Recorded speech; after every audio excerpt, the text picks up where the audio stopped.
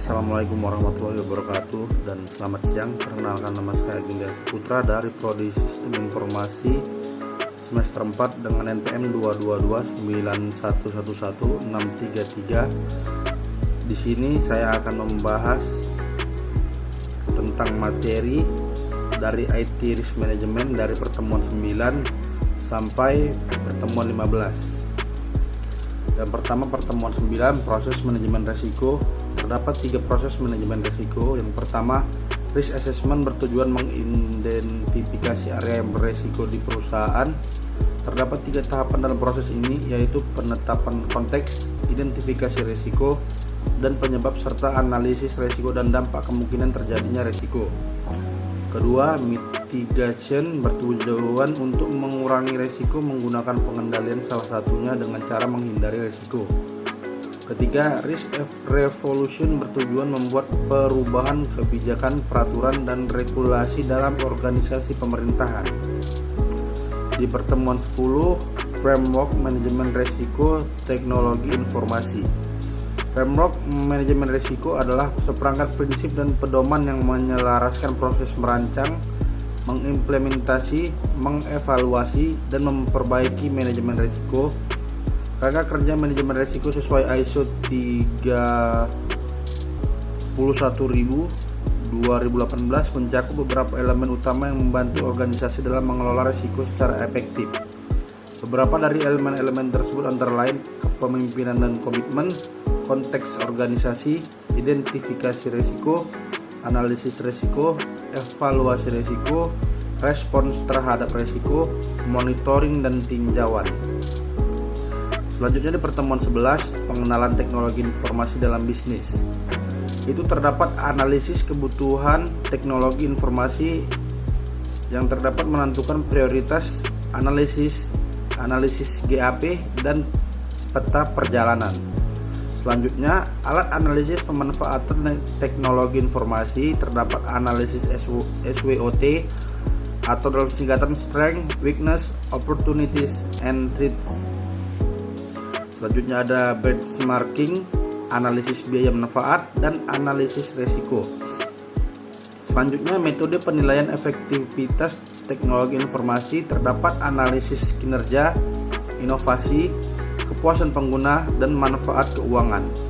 Selanjutnya, identifikasi tantangan implementasi teknologi informasi. Terdapat resistensi perubahan, keterbatasan sumber daya, keamanan data, dan integrasi sistem. Dan yang terakhir, strategi optimalisasi teknologi informasi. Terdapat visi dan strategi, perencanaan, dan eksekusi. Kesimpulannya, teknologi informasi berperan penting dalam meningkatkan daya saing dan kinerja bisnis. Selanjutnya di pertemuan 12, pentingnya mitigasi risiko teknologi informasi. Pengelolaan risiko teknologi informasi sangat penting untuk menjaga kelangsungan bisnis dan melindungi aset digital. Mitigasi risiko membantu mengidentifikasi, menganalisis, dan mengatasi potensi ancaman-ancaman sebelum terjadi dampak yang merugikan. Yang pertama, memahami risiko teknologi informasi. Itu terdapat ancaman cyber, kegagalan sistem, serta kebocoran data.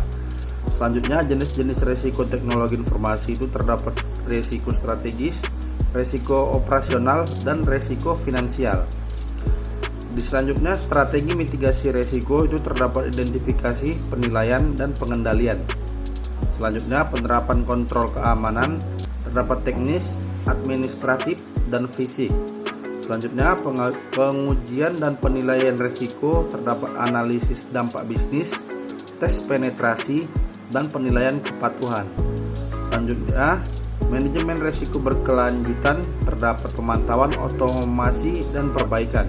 Kesimpulannya, mitigasi risiko teknologi informasi penting untuk menjaga kelangsungan bisnis dan melindungi aset digital. Pertemuan ke-13, pentingnya audit sistem informasi. Audit sistem informasi adalah proses pemeriksaan dan evaluasi sistematis terhadap sistem informasi organisasi. Hal ini penting untuk memastikan keamanan, efisiensi, dan kepatuhan terhadap peraturan yang berlaku. Audit juga membantu mengidentifikasi area yang membutuhkan perbaikan dan peningkatan. terdapat beberapa pembahasannya, yaitu tujuan dan manfaat audit sistem informasi terdapat memastikan keamanan, meningkatkan efisiensi, dan menjamin kepatuhan. Selanjutnya, ruang lingkup audit sistem informasi, infrastruktur teknologi, manajemen operasional, dan tata kelola data. Yang selanjutnya, metodologi audit sistem informasi terdapat perencanaan, pengumpulan data, dan analisis dan evaluasi. Selanjutnya, perencanaan dan persiapan audit, penentuan tujuan, identifikasi, alokasi sumber daya, dan komunikasi dengan pihak terkait. Dan yang terakhir, pelaksanaan audit sistem informasi terdapat pengumpulan bukti, analisis dan evaluasi, dan identifikasi temuan. Selanjutnya, di pertemuan ke-14 ada keamanan pangkalan data. Pangkalan data adalah jantung dari banyak organisasi modern. Menjaga keamanan pangkalan data sangat penting untuk melindungi informasi sensitif dan menjaga kelangsungan bisnis. Sayangnya, pangkalan data juga dapat menjadi target serangan yang dapat menyebabkan kerugian besar. Berikut adalah pembahasan tentang keamanan pangkalan data.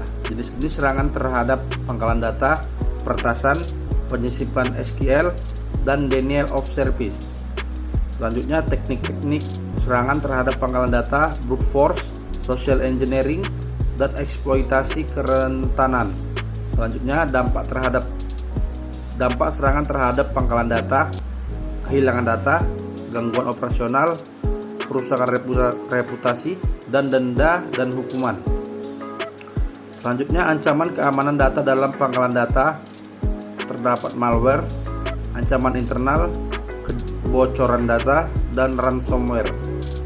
Langkah-langkah pencegahan serangan itu terdapat backup rutin dan autentikasi ketat. Dan yang terakhir, strategi pemulihan setelah serangan, terdapat identifikasi, isolasi, serta restorasi. Kesimpulannya, perkuat keamanan, latihan pemulihan, dan tingkatkan kesadaran. Selanjutnya, di pertemuan terakhir terdapat pemulihan data teknologi informasi. Pemulihan data teknologi informasi adalah proses vital untuk memulihkan dan mengembalikan data yang hilang atau rusak akibat berbagai faktor.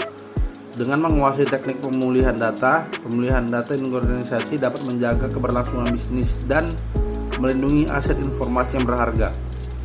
Jenis-jenis kerusakan data dan penyebabnya. Terdapat kerusakan perangkat keras, kesalahan manusia, dan bencana alam. Selanjutnya, strategi pemulihan data yang efektif.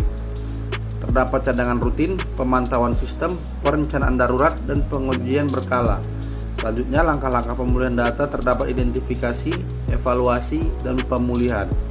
Selanjutnya, peralatan teknologi pemulihan data, perangkat keras, perangkat lunak, penyimpanan cloud, dan layanan profesional.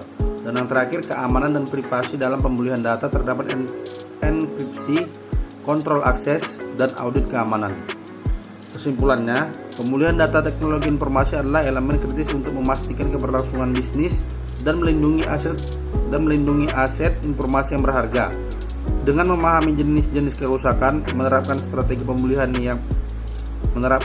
pemulihan yang efektif, dan memastikan keamanan serta privasi, organisasi dapat menghadapi tantangan pemulihan data dengan lebih baik.